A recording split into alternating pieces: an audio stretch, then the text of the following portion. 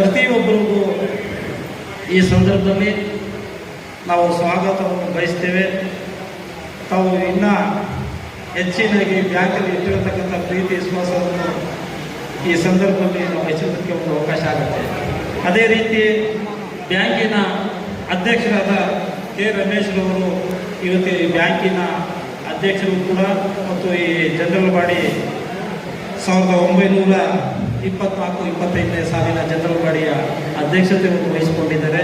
ಅವರಿಗೆ ನಾನು ಪೂರ್ವಕವಾದ ಸ್ವಾಗತವನ್ನು ಬಯಸ್ತೇನೆ.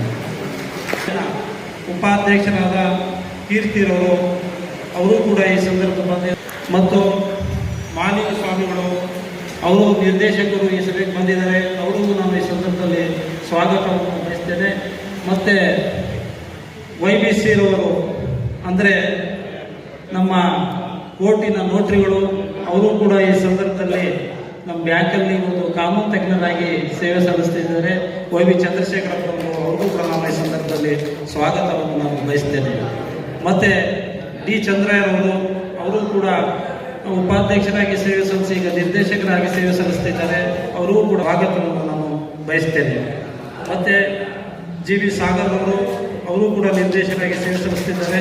ಅವ್ರಿಗೂ ನಾನು ಈ ಸಂದರ್ಭದಲ್ಲಿ ಸ್ವಾಗತವನ್ನು ಬಯಸ್ತೇನೆ. ಮತ್ತು KS ಮಂಜುನಾಥ್ರವರು ಅಧ್ಯಕ್ಷರಾಗಿ 2 ಬಾರಿ ಅಧ್ಯಕ್ಷರಾಗಿ ಅವರು ಈಗ ನಿರ್ದೇಶಕರಾಗಿ ಸೇವೆ ಸಲ್ಲಿಸ್ತಿದ್ದಾರೆ. ಅವ್ರಿಗೂ ನಾನು ಈ ಸಂದರ್ಭದಲ್ಲಿ ಸ್ವಾಗತವನ್ನು ಬಯಸ್ತೇನೆ. ಮತ್ತು ಶ್ರೀಮತಿ ಲಾವಣ್ಯ ಮೇಡಮ್ ಅವರು ಉಪಾಧ್ಯಕ್ಷರಾಗಿ ಸೇವೆ ಸಲ್ಲಿಸಿ ಈಗ ನಿರ್ದೇಶಕರಾಗಿದ್ದಾರೆ. ಅವ್ರಿಗೂ ನಮ್ಮ ಈ ಸಂದರ್ಭದಲ್ಲಿ ಸ್ವಾಗತ. ಜಗದಂಬ ಮೇಡಮ್ ಅವರು ಕೂಡ ಬ್ಯಾಂಕಿನ ನಿರ್ದೇಶಕರು ಸೇವೆ ಸಲ್ಲಿಸಿದ್ದಾರೆ. ಅವ್ರಿಗೂ ನಮ್ಮ ಈ ಸಂದರ್ಭದಲ್ಲಿ ಇದ್ದಾರೆ. ಅವ್ರಿಗೂ ಕೂಡ ನಾನು ಈ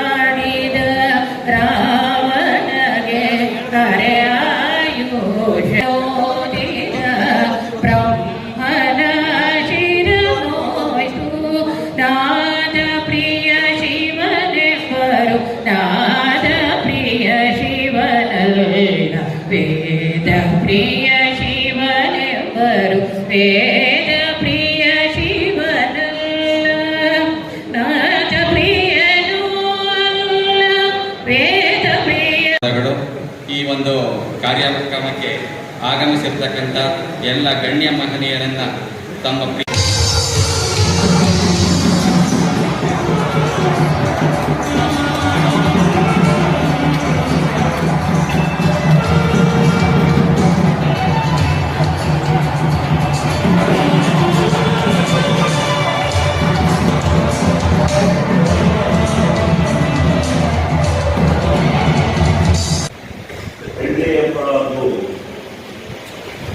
ಸುವರ್ಣ ಮಹೋತ್ಸವಗಳ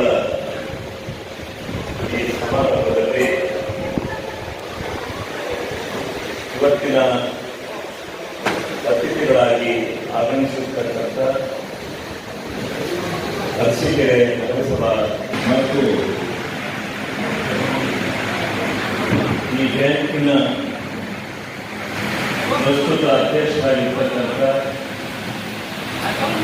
ಪ್ರಸಿದ್ಧ ಮುಂದೆ ವಕ್ತೃವಾದ ಕೆ ರಮೇಶ್ ಅವರೇ,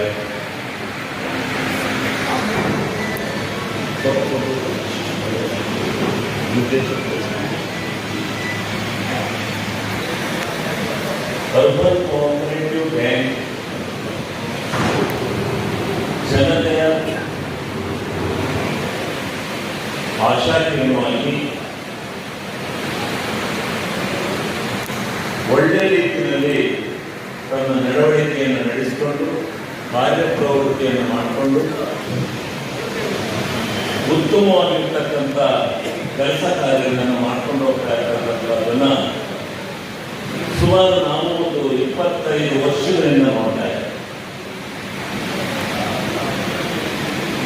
ಉತ್ತಮವಾದಂಥ ರೀತಿಯಲ್ಲಿ ಯಾವುದೇ ಘರ್ಷಣೆ ಇಲ್ಲದೆ ಶಾಂತಿಯುತವಾಗಿ ಬಹಳ ಮಹತ್ವಪೂರ್ಣವಾದಂಥ ಕೆಲಸವನ್ನು ಮಾಡಿಕೊಂಡು ಮನೆಗಳನ್ನು ಕಟ್ಟಲಿಕ್ಕೆ ಬಡವರಿಗೆ ಮಧ್ಯಮ ವರ್ಗದವರಿಗೆ ಎಲ್ಲರಿಗೆ ಲೋನನ್ನು ಸಾಲವನ್ನು ಕೊಟ್ಟರು ಬಹಳ ಉತ್ತಮವಾದಂಥ ರೀತಿಯಲ್ಲಿ ನಡೆಸ್ಕೊಂಡು ಬರ್ತಾ ಇದ್ದಾರೆ.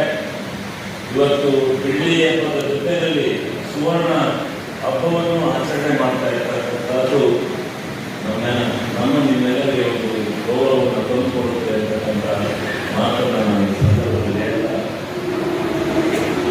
ಕೋಆಪರೇಟಿವ್ ಇಲಾಖೆ ಈ ದೇಶದ ಆರ್ಥಿಕ ಚಿಂತನೆಯ ಇತಿಹಾಸದಲ್ಲಿ ಇದು ಒಂದು ದೊಡ್ಡ ಮೇಲೆ. ಈ ದೇಶದ ರೈತರಿಗೆ, ಈ ರಾಜ್ಯದ ರೈತರಿಗೆ ಎಲ್ಲ ರೀತಿಯ ಸಹಕಾರವನ್ನು ಕೊಟ್ಕೊಂಡು ನಡೆಸ್ಕೊಂಡು ಬರ್ತಾ ಇರ್ತಕ್ಕಂಥ ಒಂದು ಸಹಕಾರಿ ಸಂಸ್ಥೆಯ ಬಾಂಧವ್ಯ ಇದೆ. ಕೋಆಪರೇಟಿವ್ ಮೂವ್ಮೆಂಟ್ಸ್ ಏನಿದೆ ಅದನ್ನ ನಾವೆಲ್ಲ ನೆಚ್ಚಲೇಬೇಕು. ಭಾರತ ದೇಶದ ಆರ್ಥಿಕ ಪರಿಸ್ಥಿತಿಯ ಮೇಲೆ ಇದು ಈ ಸಂಸ್ಥೆಯೂ ಕೂಡ, ಈ ಇಲಾಖೆಯೂ ಕೂಡ ಒಂದು ದೊಡ್ಡ ಪ್ರಮಾಣದ ಹಿಡಿತವನ್ನು ಇಟ್ಕೊಂಡಿದೆ ಅಂತಕ್ಕಂಥದ್ದನ್ನು ನಾವೆಲ್ಲ ಅರ್ಥ ಮಾಡ್ಕೋಬೇಕಾಗುತ್ತೆ. ನಮ್ಮನ್ನೆಲ್ಲ ಬಂಡವಾಳಗಳು ಕಡಿಮೆ ಇರಬಹುದು, ಇದೊಂದೇ ಅಲ್ಲ, ಇಡೀ ಭಾರತ ದೇಶದಲ್ಲಿ ಪರ್ಯಾಯವಾಗಿ ಮುಗ್ಗಟ್ಟನ್ನು ತೀರಿಸುವುದರಿಂದ ಹಿಡಿದು ಉಳಿತಾಯವನ್ನು ಮಾಡತಕ್ಕಂಥದ್ರಿಂದ ಹಿಡಿದು ಈ ಭಾರತ ದೇಶದ ಆರ್ಥಿಕ ವ್ಯವಸ್ಥೆ ಒಳಗಡೆ ತನ್ನ ಸುಭದ್ರವಾಗಿರ್ತಕ್ಕಂಥ ನೆಲೆಗಟ್ಟನ್ನು ಮಾಡಲಿಕ್ಕೆ ಈ ಕೋಆಪರೇಟಿವ್ ಇಲಾಖೆ, ಈ ಸಹಕಾರಿ ಬ್ಯಾಂಕ್ಗಳು ಇವತ್ತು ಬಹಳ ಉತ್ತಮವಾದಂಥ ಕೆಲಸವನ್ನ ಇಡೀ ಭಾರತ ದೇಶಾದ್ಯಂತ ಮಾಡ್ತಾ ಇದ್ದಾವೆ ಅಂತಕ್ಕಂಥದ್ದನ್ನ ನಾವು ಅರ್ಥ ಮಾಡ್ಕೋಬೇಕಾಗುತ್ತೆ. ಈ ಕೋಆಪರೇಟಿವ್ ಬ್ಯಾಂಕ್ಗಳು ಇವನ್ನ ದೊಡ್ಡ ಪ್ರಮಾಣದಲ್ಲಿ ವಿಸ್ತರಣೆ ಮಾಡಬೇಕು ಅಂತಕ್ಕಂಥದ್ದು ನಾನು ಅನೇಕ ಸಾರಿ ವಿಧಾನಸಭೆಯಲ್ಲಿ ಭಾಷಣ ಮಾಡಬೇಕಾದಂತ ಸಂದರ್ಭದಲ್ಲಿ ಹಣಕಾಸಿನ ರೈತ ಈ ದೇಶದ ಹಣಕಾಸಿನ ವ್ಯವಸ್ಥೆ ಸುಭದ್ರವಾಗಿರ್ಬೇಕಾದ್ರೆ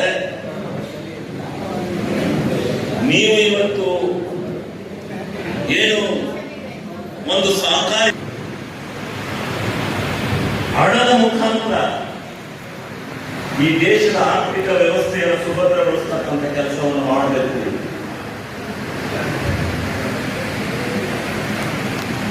ನೀವೇನ್ ಮಾಡ್ತಾ ಇದ್ದೀರಿ? ಬ್ಯಾಂಕ್ನಲ್ಲಿ ಇಡ್ತಕ್ಕಂಥ ಸಂದರ್ಭದಲ್ಲಿ ಕಮರ್ಷಿಯಲ್ ಬ್ಯಾಂಕ್ಗಳಿಗೆ ಹೋದ್ರೆ ಕಟ್ಟುನಿಟ್ಟಿನ ವ್ಯವಸ್ಥೆಯನ್ನು ಮಾಡ್ತಾ ಇದ್ದೀರಿ. ಕೊನೆ ಪಕ್ಷ ನೀವು ಈ ಸಹಕಾರಿ ರಂಗದಲ್ಲಾದರೂ ರೈತಾಪಿ ಜನರಿಂದ ಹಿಡಿದು ಸಣ್ಣ ಪುಟ್ಟ ವ್ಯಾಪಾರಸ್ಥರಿಂದ ಹಿಡಿದು ಪ್ರತಿಯೊಬ್ಬರೂ ಕೂಡ ಉತ್ತಮವಾದಂತಹ ವ್ಯಾವಹಾರಿಕವಾಗಿರ್ತಕ್ಕಂಥ ಆರ್ಥಿಕ ವ್ಯವಸ್ಥೆಯನ್ನು ಕಾಣಬೇಕಾದ್ರೆ ಈ ಸಹಕಾರಿ ಬ್ಯಾಂಕ್ಗಳಿಗೆ ಬದ್ಧತೆಯನ್ನು, ಅಲ್ಲಿ ಇರ್ತಕ್ಕಂಥವೆಲ್ಲ ದೊಡ್ಡ ದೊಡ್ಡ ಶ್ರೀಮಂತ ವರ್ಗ ಬರೋದಿಲ್ಲ,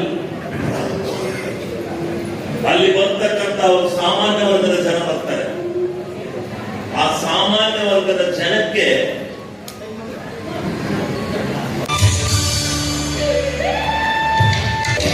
ಬೆಳ್ಳಿ ಹಬ್ಬ ಮತ್ತೆ ಈ ಕಾರ್ಯಕ್ರಮ ಏನು ಕಾರ್ಯಕ್ರಮವನ್ನು ಮಾಡ್ತಾ ಇದೆ, ಇದು ಈ ಸಂಸ್ಥೆ ಬೆಳೆದಿರೋದಕ್ಕೆ ಒಂದು ಉದಾಹರಣೆ.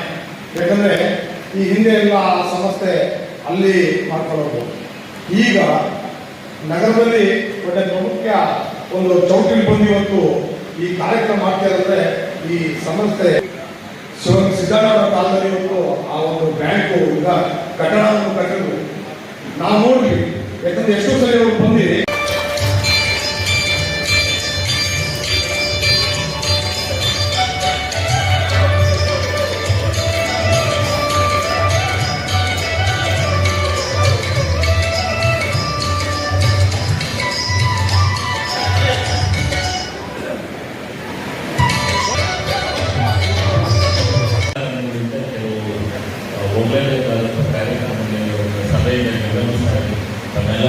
ಜನಕ್ಕೆ ನಾನು ಈ ಸಭೆಯನ್ನು ಹೇಳಿದೆ. ಈಗ ತಾನೇ ನಿರ್ಗಮಿಸಿದ ಜನಪ್ರಿಯ ಶಾಸಕರಾದ ಶ್ರೀನಿವಾಸರವರೇ ಹಾಗೂ ನಗರಸಭಾ ಅಧ್ಯಕ್ಷರಾದ ಶರೀಫುಲ್ಲಾರವರೇ ಸಾಲಗಳು ಕೊಡ್ತಾರೋ ಅಷ್ಟೇ ಭಯ ಕೂಡ ಇರ್ತದೆ ಕಟ್ಟೋದಕ್ಕೆ.